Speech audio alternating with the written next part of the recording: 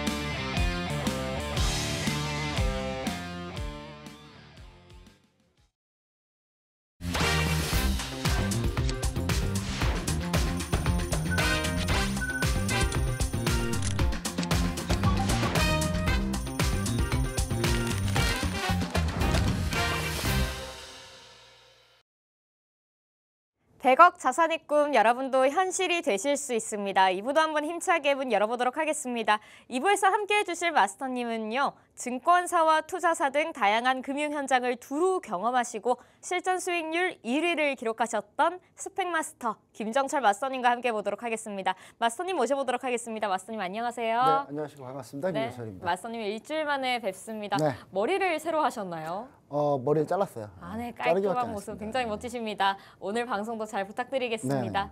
네, 그럼 시장 전망부터 한번 살펴보도록 하겠습니다. 이재명 정부 출범 후 국내 증시가 거침없는 상승세를 보여주고 있는데요. 오늘도 2,800선을 넘어서 앞으로 3,000선도 한번 볼 수 있을 만큼 이 상승세가 굉장히 가파른데요. 마스터님이 보시기에 이 상승 랠리 다음 주에도 계속해서 이어갈 수 있을까요? 네, 일단 여러분 제가 얘기 드릴게요. 아까 이제 투자자 발명회 동향할 때 우리 MC님께서 그 좀 몇 시간 전 걸 갖고 오신 것 같아요. 오늘 또 외국인이 순매수 1조 원을 찍었습니다. 9천억에서 끝난 게 아니라 1조 원을 찍었는데 화면 보시도록 하겠습니다. 자, 보시면은 외국인이 오늘 1조 원 순매수를 기록한 상황이고요. 1조 원 순매수, 개인이 1조 2천억 매도. 개인이 매도한 게 이렇게 기쁠 때가 없습니다. 개인 투자자 여러분들 빨리 매도하세요. 우리 아래 일단 QR코드 스캔하고 들어오셨던 분들만 팔지 마세요. 네, 제가 항상 얘기하죠. 제가 요즘에 팍스뉴스 TV를 거의 매일 방송하고 있거든요. 갑자기 저보고 매일 대선 특집하라 그래가지고 지금 매일 방송하고 있는데 제가 계속 얘기합니다. 절대 팔지 말라고 계속 얘기하고 있습니다. 우리 여기서 파는 개인은 우리 팍스뉴스 TV 시청자 여러분이 아닌 분들 파세요. 빨리. 자, 그리고 기관이 2,600억 순매수했는데 자, 제가 삶의 지론이 있습니다. 제 삶의 지론에 두 가지 지론이 있어요. 이것도 지금 일주일째 지금 팍스뉴스 TV에서 계속 하고 있는데 제 삶의 지론 첫 번째, 돈과 숫자는 절대 거짓말하지 않는다. 돈과 숫자는 거짓말하지 않는다. 자, 보시겠습니다. 자, 두 번째는 뭐냐면 내가 무슨 일을 할 때 뭐가 잘 안 되면 돈이 좀 모자랐을까라고 생각하면 거의 다 맞다. 그게 두 번째고요. 첫 번째를 좀 중점적으로 얘기할 건데, 자, 어제하고 오늘 딱 이틀만 보자고요. 이재명 대표가 대통령에 당선이 되고 나서 그 다음에 이제 과연 어떤 행보를 보였는지, 자, 6월 4일부터 6월 5일까지입니다. 외국인 투자자들이 코스피에서 2조 1천억 원, 코스닥에서 1,600억 원 합쳐서 2조 약 3천억을 순매수했어요. 2조 3천억. 그쵸? 6월 4일부터 6월 5일까지 2조 3천억. 뭐 6월 2일까지 하면은 뭐 더 많습니다. 대선 전국이 딱 그 한 주라고 딱 대통령 선거 그 주간으로 딱 따지면 2조 약 한 5천억까지도 순매수를 했거든요. 근데 그럼 그 전을 볼게요. 윤석열 전 대통령이 비상계엄을 딱 하고 나서 그때부터 5월까지 한번 보겠습니다. 5월 말일까지 얼마를 순매도했는지. 자, 외국인이 무려 20조 순매도했어요. 20조. 외국인 20조, 12월 3일로 하면 안 되겠네요. 12월 4일부터니까. 12월 4일부터 무려 외국인 20조 넘게 순매도했습니다. 그러니까 외국인 투자자들은 뭘 생각한 거예요? 정치적 불확실성. 대한민국의 정치적 불확실성이 해소된 걸 원했던 거예요. 돈과 숫자는 거짓말하지 않는다고 제가 다시 한번 얘기 드립니다. 여러분 절대 거짓말하지 않아요. 돈은 정말 착한 아이예요. 거짓말하지 않는 착한 아이. 아이들이 요즘 거짓말 별로 안 하지 않습니까? 착한 아이라는 거 다시 한번 생각해 보시면 좋을 것 같고, 자, 그런 상황에서 현재 지수가 이렇게 빠르게 올라오고 있죠. 제가 2,840까지 라인을 그렸습니다. 그 뒤는 안 그렸어요. 왜냐? 여기까지가 목표치였어요. 제가 대통령 선거가 딱 끝나면 여기까지는 가볍게 올라올 수 있다고 해서 여기까지 목표치였는데 이제 라인을 더 그려야 되지 않나. 저는 약간 이렇게 생각하고 있고, 그 말은 즉 무슨 말이다?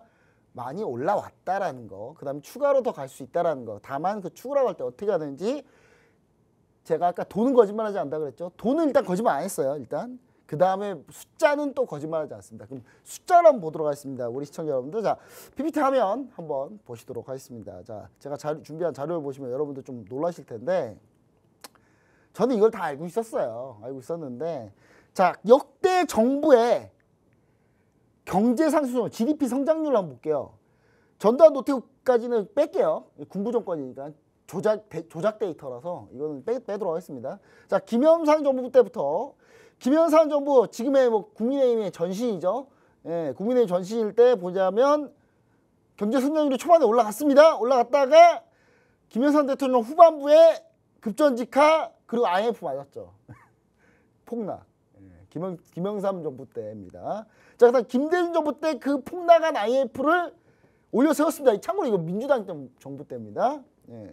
그리고 올려 세웠는데 카드 사태 맞아서 좀 밀렸다가 다시 그래도 7% 넘는 고도 성장을 기록했습니다. 자, 그다음 노무현 정부 때는요, 초반에 살짝 밀렸지만 그 뒤로 4%, 5% 왔다 갔다 하면서 평균 5%의 경제 성장률을 기록하면서 엄청난 경제 성장률을 기록했습니다. 이게 참고로 얘기하자면 기조효과 빼면 우리나라의 마지막 5% 성장한 해입니다. 이 해가. 자, 그 다음에 이명박 정부, 국민의힘 전신입니다. 예. 거기서 이제 한나라당 때 이명박 정부 들어서자마자 경제 성장률 폭망. 예. 거의 폭망이죠. 근데 이때 이명박 정부 좀 억울할 수 있어요. 글로벌 금융위기가 왔었기 때문에 요거는 좀 그래도 봐줘야 되는 거 아니야. 뭐 이렇게 생각할 수 있습니다. 근데 그걸 봐주더라도 그 다음에는 경제 성장률 좀 높았지만 그럼 글로벌 금융위기를 벗어난 이후에는 어떻게 했냐? 노무현 정부보다 더 못했어요. 경제 성장률이. 그 다음 박근혜 정부입니다. 박근혜 정부는 보기 편하죠. 그냥 계속 안 좋았어요. 그냥 계속 그 껌딱지처럼 딱 붙었거든요. 거의. 문재인 정부 때 어느 정도 성장을 하려다가 코로나 맞고 코로나 맞은 다음에 그 다음에 고도 성장 한번 5% 한번 딱 5% 근처 한번 딱 찍었죠. 딱 한번 찍었습니다. 그리고 나서 윤석열 정부 때 문재인 대통령 때는 당연히 민주당 정부입니다. 자, 그다음 윤석열 전 정부 때 그냥 뭐 할 말이 없어요 저는. 자, 각 대통령 평균 경제 성장률 보면 아시겠지만 김대중 대통령 5.7%, 노무현 대통령 4.7%, 이명박 대통령 3.4%, 김영삼 대통령 참고로 IMF께 그 다음에 넘어갔기 때문에 사실 김영삼 대통령은 나쁜 거예요. 경제 성장률이 나쁜 겁니다. 자, 그다음 박근혜 대통령 3.2%, 문재인 대통령 2.6%, 윤석열 대통령 2.1%. 참고로 역대 정부 중에 가장 경제 성장률을 못했던 정부는 윤석열 정부였다. 그 정부가 바뀌었잖아요. 외국인이 얼마나 좋겠습니까? 여러분 숫자는 거짓말하지 않는다고 다시 한번 얘기 드립니다. 자, 그다음 재정 수지를 좀 보시면 아시겠지만 재정 수지에서 자, 문재인 대통령 때는 코로나 때문에 재정 수지 많이 썼다고 칩시다. 근데 윤석열 대통령 때는 뭐 아무것도 없지 않았어요? 돈대로 다 쓰고 성장률은 꼴찌고 이런 정부가 끝났으니까 외국 투자들이 환호한 거 아니냐.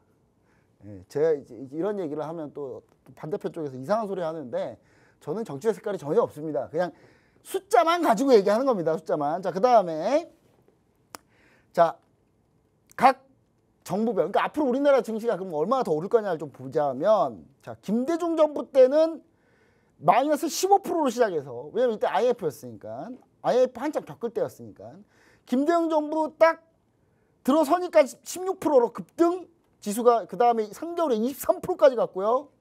1년 후에는 25%를 유지했습니다. 어마어마하게 유지했죠. 자, 노무현 정부 때는 14%를 찍었고요. 이명박 정부 때는 1년 동안 마이너스 36%라고 돼 있는데 요거는 글로벌 금융이기 때문에 요거는 이제 이명박 정부가 그렇게 뭐 못했다 뭐 그 정도는 아닌데 그때는 글로벌 금융위기 서브프라임 모기 사태 때문에 좀 안 좋았다는 거고요. 자, 그다음 박근혜 대통령 때는 뭐 아무것도 없었는데 마이너스였어요. 그다음 문재인 대통령 때는 6%에 1년 뒤에 2% 지수가 올라갔고 6개월 동안 11.6%나 올랐어요. 참고로 문재인 대통령 때요. 우리나라 주가 지수 최고점을 찍은 대통령입니다. 자, 윤석열 정부 때 할 말이 없어요, 별로. 마이너스 7.8%. 그러니까 전 정부가 너무 못해도 너무 못했어요. 그러니까 외국 투자자 봤을 때는 정부가 바뀌니까 아무리 못해도 전 정부보다는 잘하겠지 라는 생각을 하는 겁니다. 하는 거죠. 자, 그렇게 하는 거라고 보고 평균값과 중간값을 볼게요. 평균값은 1년 동안에 보통 한 16% 정도 오르더라. 중간값은 14% 정도 오르더라. 상승 확률은 약 67%. 9번 중에 6번이 올랐거든요. 그러면은 증시가 오르지 않을까라는 생각을 할 수밖에 없다라는 게 이제 제 생각이고요. 자, 그럼 이제 화면을 다시 한번 차트를 한번 보도록 하겠습니다. 그러면 언제까지 오를 것 같냐? 그럼 여러분 이 상승가 주구장창 계속될까요? 꼭 그렇지는 않습니다. 자, 보시면은 저는 2800선에 저항이 좀 있습니다. 저항이 있기 때문에 2800까지는 왔다 갔다 하면서 그다음 여기 라인, 추세 라인 채널대를 보시면 아시겠지만 이 채널대도 저항 라인이 걸려 있죠. 정확하게. 그렇기 때문에 여기서 이제 당분간은 기간 조정에서 한번 왔다 갔다 하지 않을까라는 생각을 합니다. 기간 조정에 들어선다라는 생각을 하고요. 이제 여기에서 이제 중요한 포인트가 뭐냐면 트럼프 대통령과 미국에서 관세 협상을 어떻게 하느냐에 따라서 좀 달라질 수도 있다. 그래서 이런 부분들을 좀 감안을 하자면 좀 횡보할 가능성이 높다. 그다음 코스닥 같은 경우는요. 상승 여력은 좀 있습니다. 근데 코스닥을 구성하는 3대 축 2차전지, 바이오, IT 소부장. 근데 여기서 IT 소부장은 이번에 이재명 대통령의 정부 정책 관련해서 수혜를 받을 수도 있다라는 생각을 좀 하고 있어요. 그다음 AI 소프트웨어까지 해가지고 그러면은 코스닥에서는 이 반도체 소부장 그다음에 IT 소프트웨어 쪽이 어느 정도 좀 받쳐주는 상황을 보여줄 수 있는데 다만 2차 전지와 바이오가 현재 좋지는 않다. 그리고 가장 결정적인 2차 전지가 안 좋아요. 그래서 2차 전지가 안 좋기 때문에 2차 전지를 그러면 2차 전지 한번 여러분 종목 보시면 아시겠죠. 오늘 좀 올랐죠. 이틀 동안 좀 올랐어요. 제가 항상 얘기하지만 2차 전지는 아직 반등을 본격적으로 하기에는 쉽지 않다. 왜냐? 2차 전지 주구장창 여러분 차트 보시면 아시겠지만 주구장창 떨어지고 나서 찔끔 올랐습니다. 도대체 언제까지 떨어지는 거야? 작년 2023년 7월 26일 이후에 오른 적이 없어요. 2차 전지는. 여러분 또 속을 겁니까? 자, 제가 얘기 드립니다. 2차 전지 반등할 때 매도하자. 다시 한번 얘기합니다. 2차 전지는 오르면 매도해야 된다. 라는 거 다시 한번 얘기 드리고 매도 못하면 여러분 기다려야 되는데 2차 전지를 기다리는 방법 중에 하나가 뭐냐면 정부 정책에서 2차 전지가 들어가 있지는 않습니다. 다만 신재생 에너지를 좀 본격화한다면 수소 관련주들은 사실 이번에 정부 정책으로 올라왔거든요. 수소 관련주들은. 근데 2차 전지와 수소 정책이 분명히 나올 거기 때문에 왜냐하면 2차 전지 산업이 우리나라에 꽤 강한 산업이고 이걸 육성해야 된다는 산업이라는 걸 이재명 대통령도 알고 있고요. 그다음 민주당 정부에 사실 노무현 대통령 때 2차 전지를 처음 개발하기 시작했어요. 노무현 대통령이 국가 정책 과제로 2차 전지 배터리 산업을 그때부터 투자하기 시작해가지고 우리나라가 2차 전지 여기까지 온 거거든요. 그러니까 그거를 전통성을 좀 물려받는다면 저 2차 전지도 충분히 가능성은 있지만 지금 당장은 아니라는 거. 그래서 코스닥은 사실 반등은 그렇게 쉽지 않다. 그래서 코스닥이 좀 더 약할 수 있다. 그래서 코스닥 지수플레이보다는 코스피 지수플레이를 하는 게 맞고 코스닥은 개별주 플레이를 하는 게 맞다라는 사실을 좀 얘기 드리고 싶고요. 그래서 시청자 여러분들 이렇게 좀 생각을 하시고 레벨업을 하려면 어느 정도 관세 협상이 좀 마무리돼야 된다. 관세 협상에 대해서 이제 앞으로 진행될 상황을 좀 보면서 대응하시면 되고요. 그 다음에 코스닥이 조금 더 뜰 수 있는 방법 중에 하나는 뭐냐면 대북 경협이 다시 들어가는 순간 분위기 또 달라집니다. 그래서 그 대북 경협이 어떻게 나올 건지를 우리가 조금 지켜보시면서 대응하시면 되지 않을까 이렇게 좀 얘기 드리고 싶습니다. 네, 시기별로 경제 성장률 짚어주시면서 앞으로의 우리 시장의 전망, 앞으로 우리 시장이 어떻게 열릴 것인지에 대해서 마스터님이 의견을 주신 거 참 잘 들어보았습니다. 이 시장 상황을 잘 알아야지 앞으로 시장에서 올라갈 종목도 여러분도 확실하게 아시고 또 기분 좋은 수익 얻어보실 수 있잖아요. 마스터님이 이 시장 브리핑 굉장히 잘해주십니다. 시장에 대한 지식도 굉장히 많으시고요. 이 지식을 바탕으로 여러분에게 올라가는 종목도 쏙쏙 골라주시는데요. 마스터님과 함께 하실 수 있는 방법 알려드리도록 하겠습니다. 바로 우측 화면 하단에 보이는 QR코드를 카메라로 짧게 스캔하시고 팍스통신망 들어오시면 되는 겁니다. 이 팍스통신망 들어오시면요. 마스터님께서 매일매일 새롭게 또 시황 브리핑 계속해서 해주시고요. 또 장중에도 함께 해주시니까요. 이 시간 놓치지 마시고요. 오직 이 팍스통신망 문 생방송 중에만 열려 있습니다. 꼭 들어오셔서 마스터님의 말씀 들어보시길 바랍니다. 그럼 이어서 마스터님과 오늘 장에서 투자자들의 이목이 쏠렸던 특징주들 한번 살펴보도록 하겠습니다. 첫 번째 종목은 두산에너빌리티입니다. 두산에너빌리티 자체 기술로 개발한 가스터빈 모델이 전격 부하 성능 시험에 성공했다고 오늘 밝혔습니다. 이 소식에 힘입어서 오늘 7.62% 상승하는 모습 보여줬는데요. 또 베트남 자회사인 두산비나를 설립 19년 만에 매각한다는 소식도 있었습니다. 차트상 꾸준히 우상향을 보여줬는데요. 마스터님, 두산에너빌리티 앞으로도 이 흐름 끊기지 않고 계속해서 상승할 수 있을까요? 두산에너빌리티 오늘 상승의 제일 중요한 포인트는 체코투코비나 원전 수주죠. 수주 확정입니다. 나머지는 별로 하나도 안 중요해요. 왜냐하면 베트남 자회사 매각 발표 이거는 베트남 자회사 얼마 되지도 않습니다. 그리고 이거 부채가 더 많아요. 그리고 나머지 이슈들은 거의 없는 거고 사실 오늘 원전 관련주의 핵심은 체코투코비나 원전을 그동안 프랑스가 가처분 소송으로 막아놨는데 원전 계약을 못하게 막고 있었어요. 근데 그거를 체코 법원이 어떻게 했냐면 이거를 막게 되면 엄청나게 지연이 생기고 그럼 공공의 이익을 침해한다 그래서 어젯밤에 체코 법원에서 그 가처분을 아예 무효화시켰습니다. 무효화시키면서 우리나라가 체코 두코비나 원전을 체코와 함께 계약을 할 수 있게 한국 수력원자와 한수원에서 계약을 할 수 있게끔 계약 가처분이 무효화됐죠. 그것 때문에 오늘 원전 관련주들이 초반에 올랐습니다. 올랐는데 문제는 뭐다? 제가 그거 하나도 안 중요하다. 체코 두코비나 원전, 제가 다시 한번 얘기하지만 체코 두코비나 원전 같은 경우가 26조 원이라고 하죠. 근데 25조 원 됐어요. 지금 원화가 다시 떨어져가지고 원화가 강세가 돼서 체코는 달러로 주겠죠, 돈을. 근데 우리나라는 이거를 이제 원화로 계산하니까 26조에서 25조가 됐습니다. 그동안 우리나라 원화가 강세가 되면서 25조 원짜리 수주를 받았어요. 근데 문제는 이 25조 가지고 수주를 받아서 우리가 뭐 얼마나 할 것 같으세요, 여러분? 자, 제가 계산해 본 결과 두산 에너빌리티가 이거 엔진 2개 정도 납품하겠죠. 엔진 2개 정도 납품하는데 두산 에너빌리티가 보통 원자력 발전 엔진을 하나당 200억 정도에 납품하거든요. 영업이익을 남기는 영업이익이 한 200억 정도 돼요. 한 6, 700억에 줘서. 근데 200억 정도 이제 하면 2개면 400억이잖아요. 400억이면 자 보세요. 두산 에너빌리티가 1년에 영업이익이 1조 1000억인데 400억은 티도 안 나죠. 그렇죠? 이걸로 옳은 거겠습니까? 절대 그렇지 않다. 그 다음에 체코의 두코비나 원전은 윤석열 정부 때 체결한 계약인데 최초로 체결했던 계약인데 이거 너무 급하게 해가지고 적자일 가능성이 있습니다. 적자일 가능성이 있어요. 이거 그냥 거의 이명박 대통령 때 아랍에미리트의 바라카 원전 수주하는 거랑 거의 비슷해요. 뭐냐면 보여주기식. 보여주려고 무리하게 수주전 뛰어들어서 가격을 후려쳐가지고 수주한 거다. 왜냐? 자, 유럽은요. 일본 후쿠시마 원전 사태를 겪고 나서 유럽은 설계 자체를 강제화해요. 유럽에 있는 국가들은 원전 설계를 할 때 반드시 안에 이중 경납을 하게 돼 있어요. 이중 경납을 하게 돼 있으면 이게 돈이 더 들어갑니다. 건설 비용이 더 들어가요. 어마어마하게 더 들어갑니다. 참고로 얘기드리지만. 자, 그래서 사실 남는 거 별로 없다. 그래서 체코 두코비나 원전 수주를 왜 한 거냐, 난 도대체. 물론 의미는 있습니다. 체코가 이거 이후에 추가로 원전 2기 더 건설할 때는 우리나라 우선협상권을 주기로 돼 있어요.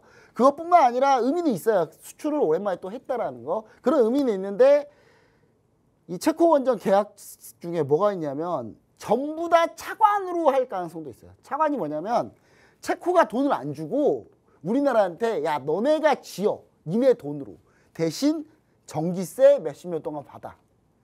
이렇게 갈 가능성이 있어요. 이렇게 가면 정말 최악입니다.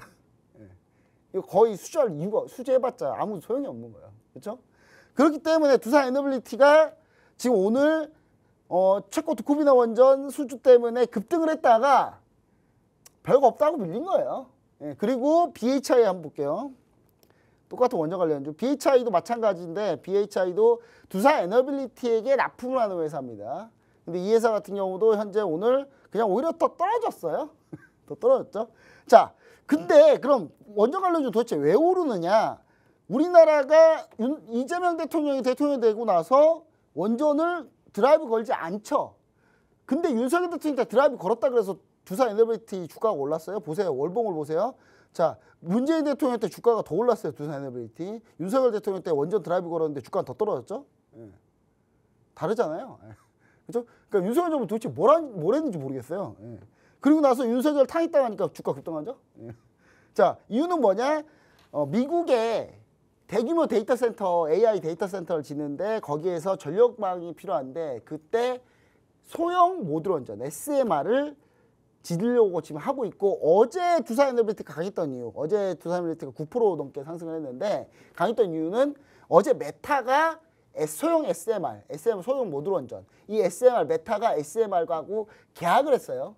전력 공급받기로. 그래서 그 메타가 계약받는 것, 그 전력 공급 계약하는 것 때문에 그것 때문에 오른 거고 AI 전력 인프라 때문에 오른 거다. 이렇게 보시면 좋을 것 같아서 두산 에너빌리티 향후에 전 조정해서 사야 된다라는 얘기를 다시 한번 드립니다. 이거 42,000원까지 내려오면 다시 한번 보자.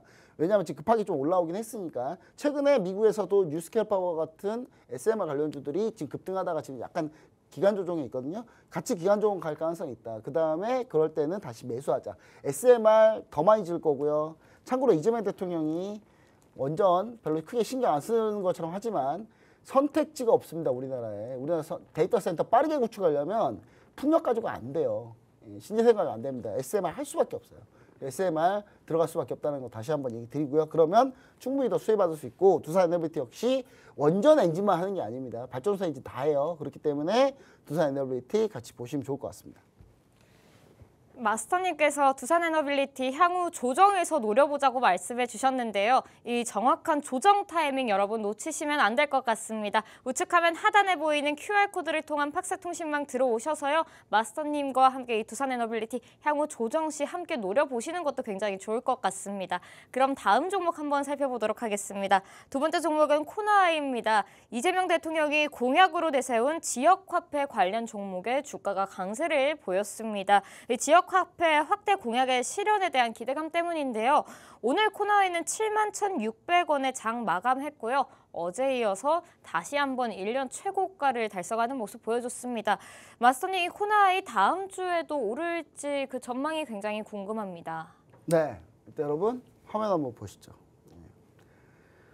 자, 참고로 제가 요즘에 팍스게티비 매일매일 출연하고 있는데 6월 2일입니다. 6월 2일 날 제가 이날 대통령 선거 하루 전이죠.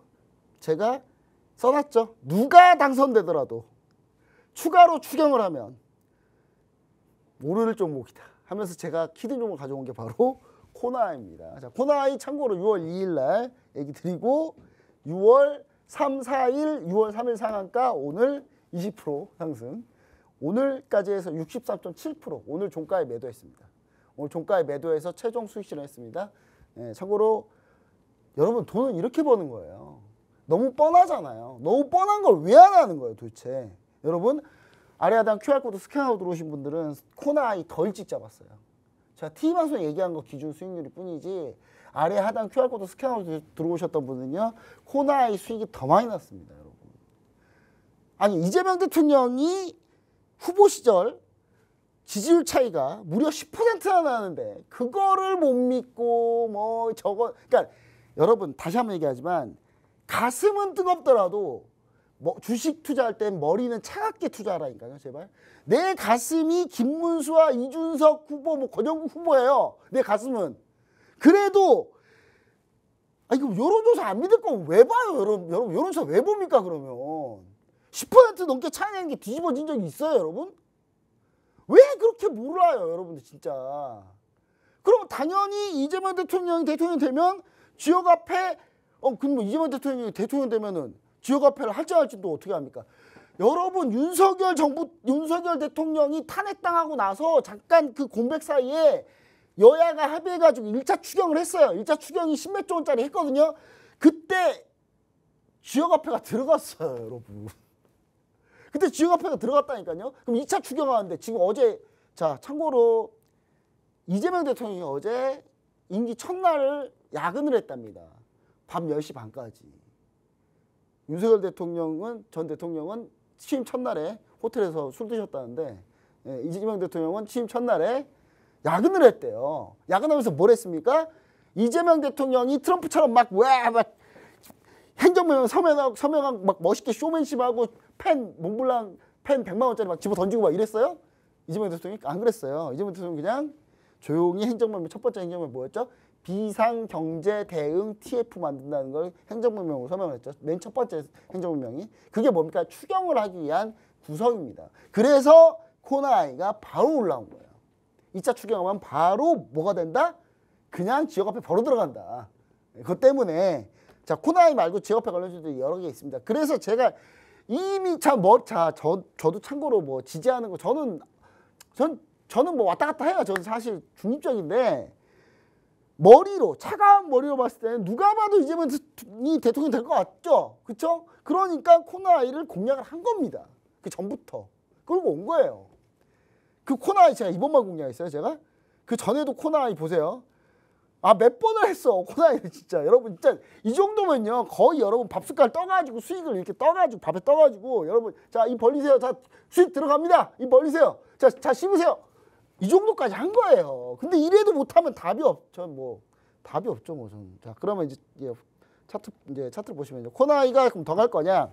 제가 오늘 매도했다니까요, 여러분. 물론 제가 매도했다 그래서 다 안 가진 않습니다. 자 보시면 이 방송 첫 번째 종목이 SAMG 엔터인데 저는 여기서 매도했거든요. 예, 65,900원에서 매도했는데 예, 더 갔어요. 죄송합니다 이거. 제가 사과 말씀드립니다. 저 참고로 사과 빨리 하는 사람이라서 사과의 전제를 깔지 않고 빠르게 사과하는 사람입니다. 제가 못 모르고 65,900원에 수익률 140%에 매도해가지고 너무 죄송합니다. 지금 그대로 뒀으면 수익률이 200%를 넘었겠네요. 갑자기 배가 아프네요. 갑자기. 여튼간에 SAMG 더 뭐 그랬습니다. 코나이도 물론 더 갈 수 있습니다. 하지만 저는 이제 추경의 안이 구체화되고 논의가 되는 시점에 한 번 더 간다. 그래서 그 타이밍을 좀 다시 노리자라는 얘기를 좀 드립니다. 이미 수익을 이렇게 쭉 냈고, 근데 그럼 저는 수익 못 냈는데요. 그러면 그러니까 제가 아래 하단 QR코드 스캔하고 미리 들어오시지 그랬어요. 그러면 저는 그거밖에 할 말이 없어요, 여러분. 그럼 미리 들어오셔가지고 같이 하시지. 지금 아래 하단 QR코드 스캔하고 들어오시면 여기 지금 거의 축제예요, 축제, 여러분. 축제 분위기거든요. 예, 그래서 여러분들 아래 하단 QR코드 스캔하고 반드시 꼭 들어오시고 나중에 후회하지 마시고 코나이 다시 잡는다니까요. 언제 잡아요? 2차 추경이 편성되면서 세부 항목이 들어갈 때쯤 한번 조정을 줄 겁니다. 그때가 기회다. 예, 다시 한번 얘기 드립니다. 네, 여러분 보시다시피 코나이 마스터님께서 방송에서 미리 가져오셨던 종목입니다. 마스터님과 이 우측 화면 하단에 보이는 QR코드를 통한 팍스통신망에서 미리 함께 하셨다면 이 코나이의 수익 마스터님과 함께 가져가실 수 있었다는 겁니다. 마스터님이 앞으로도 조정이 들어올 때 코나이 다시 한번 노려보자고 말씀해 주셨으니까 그 타이밍은 놓치시면 안 되겠죠. 함께 이 QR코드를 통한 팍스통신만 꼭 들어오셔서 마스터님과 함께 코나이 다시 한번 노려보시길 바랍니다. 그럼 마지막 종목 한번 살펴보도록 하겠습니다. 솔트룩스 한번 살펴보도록 할 텐데요. 이재명 대통령이 1호 공약으로 제시했던 인공지능 AI 산업과 관련해서 관련주 강세를 보이고 있습니다. 솔트룩스 6월 들어서 3거래일 연속으로 상승세 내며 가파른 오름세 또 보여주고 있는데요. 마스터님 솔트룩스의 앞으로의 전망도 설명해 주시면 감사하겠습니다. 솔트룩스 제가 사실 그 뒤에 내용에 가져오기도 했거든요. 가져왔는데 솔트룩스 같은 경우는요. 대표적으로 루시아 언어 모델을 개발하고 있는 회사입니다. 대규모 언어 모델은 생성형 AI를 만들 때 기초가 되는 겁니다. 그래서 솔트룩스가 대규모 언어 AI를 개발하는 거에서 혹시 그러면 생성형 AI로 가느냐? 그러니까 개발하는 건 좋은데 그럼 우리가 챗 GPT처럼 쓸 거냐? 이게 문제인 거죠. 그렇게 해서 나온 게 한두 개가 아닌데 우리가 챗 GPT 말고 굳이 이걸 쓸 거냐? 저는 쉽진 않다. 이렇게 보고 있어요. 그래서 기대감으로 트레이딩하는 건 좋지만 이걸 가지고 목숨을 걸지 말자. 예, 그렇게 좀 얘기 드리는데 오늘 약 27%까지 급등했다가 결국 종가 7%로 끝났어요. 20%를 밀어버렸거든요. 그래서 저는 이 정도면 매물이 좀 많이 나왔다고 보고 있고 여러분들이 굳이 지금 들어갈 필요 없다. 왜냐? 결국 AI 소프트웨어 관련주거든요. AI 소프트웨어 관련주가 솔트룩스만 있냐? 그것도 아니고 엄청나게 많습니다. 네, 엄청나게 많아요. 저는 참고로 여러분들이 잘 안 보셨겠지만 셀바스 AI도 있고요. 많이 있어요, 여러분. 셀바스 AI 별로 가지도 않았어요, 셀바스 AI. 그 다음에 이것뿐만 아니라 AI 소프트웨어 관련주들 안 간 게 너무 많은데 더존비존이 대표적인 AI 소프트웨어 관련주거든요. 네, 근데 더존비존 같은 경우도 AI 소프트웨어로 뭐하냐, 기업들 모든 데이터들 다 모아서 기업 데이터 다 갖고 있는 회사예요, ERP 시스템으로. 그렇기 때문에 이 더존비전의 클라우드 사업도 상당히 좀 뛰어난데 주가가 이밖에 안 갔는데 이런 종목도 많아요. 그래서 굳이 솔트룩스 가서 고생하지 말고 앞으로 더 갈 수 있는 더존비전 같은 경우는요. 실적도 어마어마합니다. 급격하게 늘고 있어요, 여러분. 지금 보시면 아시겠지만 지금 영업이익 1,000억 찍으려고 하고 있는데 시가총액은 지금 현재 1조 8천억밖에 안 됩니다. 참고로 솔트룩스 적자예요. 적자인 회사예요. 그러니까 이런 것보다 이게 훨씬 낫다. 물론 AI 회사 중에는 LG CNS가 제일 괜찮긴 해요. 금융산업 전반에 걸친 AI 시스템을 다 하고 있는 회사인데 참고로 제가 연기금 다닐 때도 연기금 자산운용 프로그램을 LG CNS가 했어요. 그래서 LG CNS 프로그램 제가 썼거든요. 근데 그게 기억이 나는데 LG CNS는 그냥 너무 무거워요. 이게 4조 9천원짜리라. 그리고 LG가 구씨 일가 주식은 투자하지 말아야 된다는 주식 격언이 있거든요. 왜냐하면 자꾸 중복 상장하기 때문에 그 중복 상장의 이슈들을 어느 정도 좀 빠져나가면 그때 LG CNS를 보고 당분간은 이거 말고도 다른 게 있으니까 그거 다른 건 제가 교육 시간에 준비해놨습니다. 그거 보시면 좋을 것 같습니다. 네, 마스터님과 솔트룩스까지 오늘장의 특징주 한번 살펴봤고요. 잠시 후 3부에서는 마스터님이 여러분을 위해서 요즘 같은 시장에서 당장 공략해서 또 기분 좋은 수익을 낼 수 있는 종목을 소개해주는 시간인 마스터픽 시간이 준비되어 있습니다. 또 마스터님께서 강의를 준비해 주셨다고 하는데요. 이 새로운 정보에 맞는 투자 방향성을 알맞춤으로 추천해 주신다고 합니다. 여러분 이 강의까지 꼭 들어보시고요. 다양하게 경청해 보시고 여러분도 한번 수익 내보시기 추천드리겠습니다. 그럼 저희는 3부에서 마스터님과 돌아오도록 하겠습니다.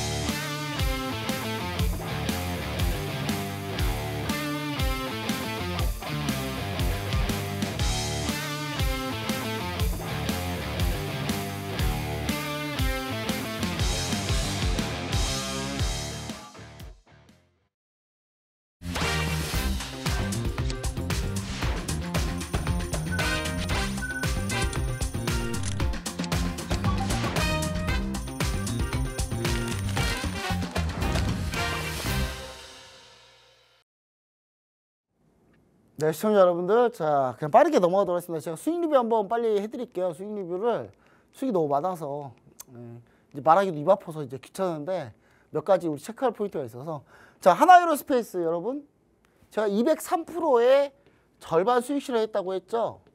그러면서 하나유로스페이스 제가 밀리면 뭐하라 그랬어요?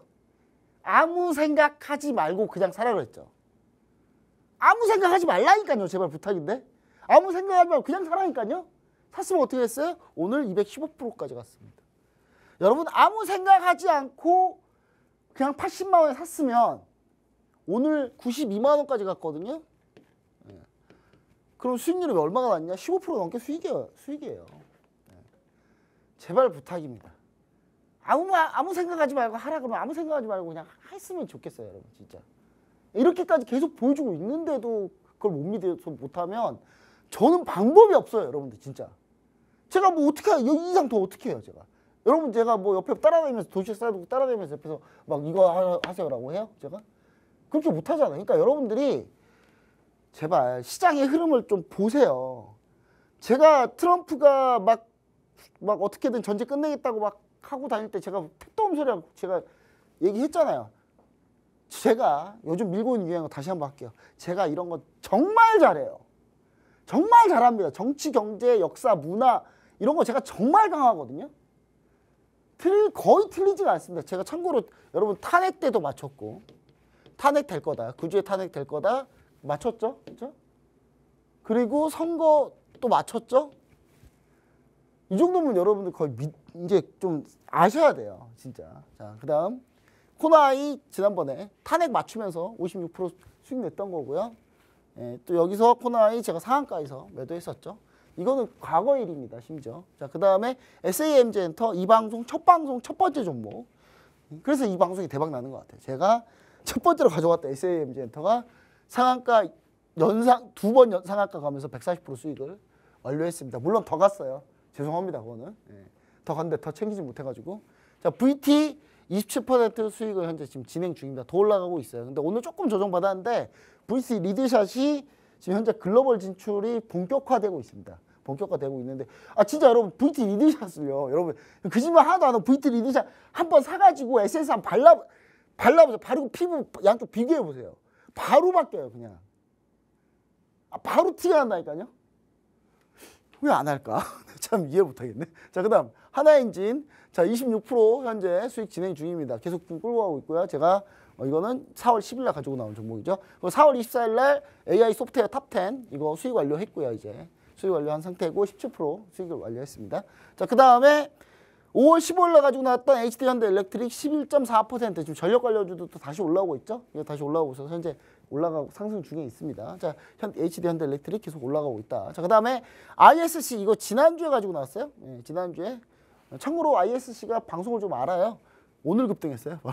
오늘 한 8% 넘게 급등했는데, 자, 지금 이제 요 컨셉은 뭐냐면 HBM 반도체 해서 수주를 추가로 받았을 때 ISC가 수혜를 보고 여기에 추가로 오늘 유리기판 관련주들이 올랐죠. 유리기판 관련주들이 같이 오르면서 이 ISC는 HBM과 유리기판을 둘 다 한다. 그래서 올라가는 거다. 자, 그 다음 코나이 다시 얘기 드립니다. 코나이 진짜 지난주에 제가 전 방송사 다 여기 말고도요. 제가 전 방송사 다 돌아다니면서 코나이 얘기했어요. 그리고 나서 혹시나 팍성의 TV 또 빠뜨렸을까 봐 제가 한 번 더 했어요. 제가 6월 2일 날 아침에. 그러고 나서 수익이 63.7% 수익 완료. 아래에다 QR코드 스캔하고 들어오시는 게 차라리 낫습니다. 들어오셔서 판단해 보세요. 제가 어떻게 하는지. 어떻게 하는지 판단해 보시면 근데 너무 쉬워요. 너무너무 쉬워. 제가 종목을요 막 던지지 않습니다. 정확하게 가격 딱 호가 하나만 주고요. 제가 가격 여러 개 안 줘요. 딱 한 개만 주고 체결되어 있는 거 다 확인하고 비중 다 정해주고 매도할 때 다 얘기해주고 다 가격 하나만 주고 다 똑같이 해요. 항상. 그러니까 3살 먹은 어린아이도 방법만 알면 다 따라할 수 있는 그런 거니까 아래 하단 QR코드 스캔하고 보시면 좋을 것 같습니다. 자, 그럼 바로 교육 한번 들어갈게요. 자, 일단 오늘 제가 가지고 나온 마스터픽 종목을 먼저 한번 얘기 드리도록 하겠습니다. 마스터픽 종목 첫 번째 풍력입니다. 네, 여러분 왜 가져왔을까요? 이거 바로 오늘 얘기할 게 바로 대선 정책주입니다. 풍력 안 올랐네요 오늘. 안 올랐네요. 너무 고맙죠? 안 올라가서 너무 고마워요. 원래 이제 어제 이재명 대통령이 당선되자마자 살짝 올리려고 했어요. 근데 음봉 맞았습니다. 요거는 이유는 있습니다. 이제 미국 트럼프 대통령의 정책 기조 자체가 신재생 에너지가 아니다 보니까. 근데 현재 이재명 대통령이 현재 신정부 정책 핵심 수혜로 얘기하고 있는 종목이고, 이 종목 같은 경우는 우리나라 서남부 해안, 우리나라 지도 그리려면 3하고 5를 연결하면 된다고 했어요. 여기 보면 이쪽이 서남부 해안인데 이쪽 서남부 해안에 대규모 풍력단지 조성하려고 하는데, 그러면 풍력단지를 조성을 받아야 하면은 이걸 해안 케이블이랑 이런 케이블 관련주, 피팅 밸브 관련주, 그래서 오늘 성강밴드 다 올라갔잖아요. 근데 이것만 안 올라왔네요.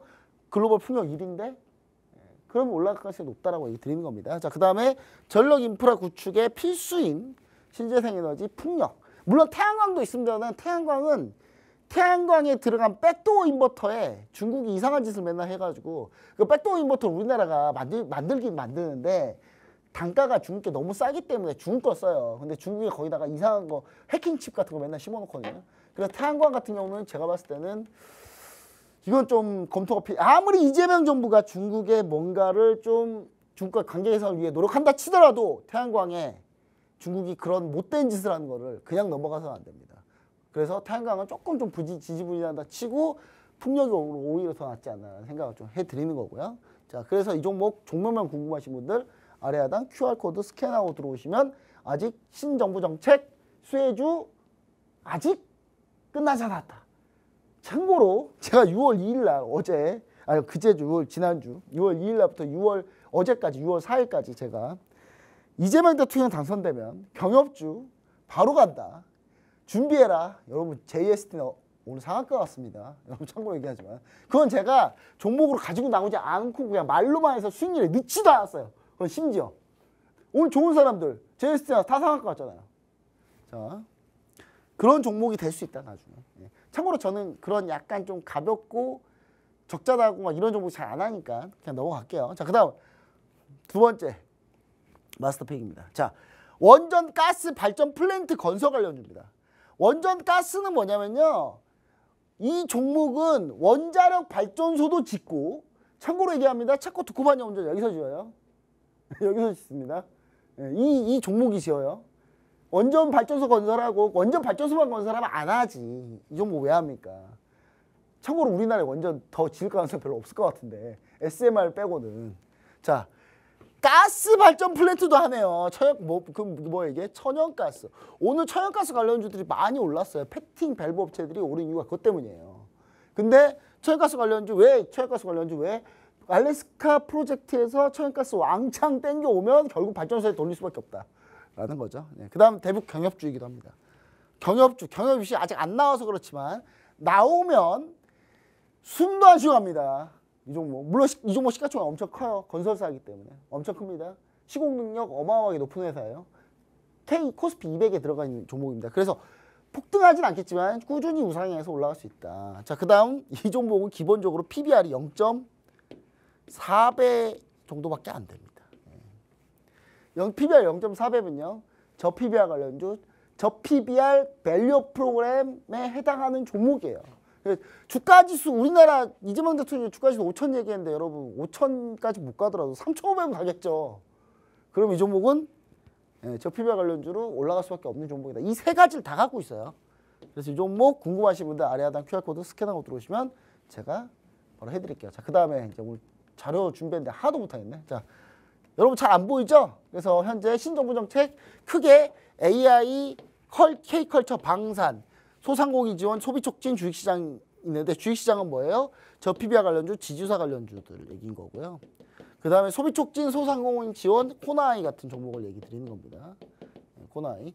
자, 그 다음에 인공지능 AI 뒤에 할 겁니다. 자, K컬처 이미 올라왔죠? SM, 하이브 다 올라왔죠? SM 참고로 수익 실현했고 하이브 신규 공략했습니다. 아래 하단 QR코드 스캔하러 들어오시면 참고로 6월 11일 날 누가 복귀한다?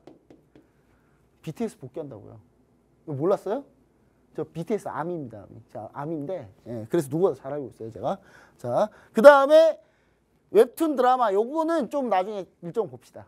웹툰 드라마 제작사는 좀 안 될 거고 웹툰 관련주는 될 것 같은데 웹툰 관련주들 중에 몇 가지 종목 제가 보고 있는 게 있으니까 아래 하단 QR코드 스캔하고 들어오시면 제가 얘기 드릴 거고. 자, 방산 제가 말했죠. 숨도 안 쉬고 밀리면 매수해라. 오늘 또 급등했어요 방산주 전부 다. 자, 그 다음 자, 경제 외교 이거는 정책 협상을 해야 되는 거고 일단 온실가스 감축 탄소 중립 전환 요거 때문에 신재생에너지가 가지고 온 겁니다. 요게 이제 있다는 거. 그다음 재생에너지 역시 마찬가지고 에너지 고속도로 역시 마찬가지입니다. 자, 그럼 이제 세부적으로 좀 AI만 집중해서 좀 파고 보려고 했던 시간이 다 됐어요. 그래서 제가 어쩔 수 없이 요 자료들을 제가 아래 하단 QR코드 스캔하고 들어오신 분들한테 제가 AI 관련한 모든 정책주를 싹 다 분석한 자료가 있거든요. 그 자료를 드릴 겁니다. 반드시 들어오시기 바랍니다. 아래 하단 QR코드 스캔하고 들어오시면 그 종목들 중에 또 제가 선별해가지고 몇 가지 더 얘기 드릴 테니까 그것까지 같이 함께 보시면 좋을 것 같습니다.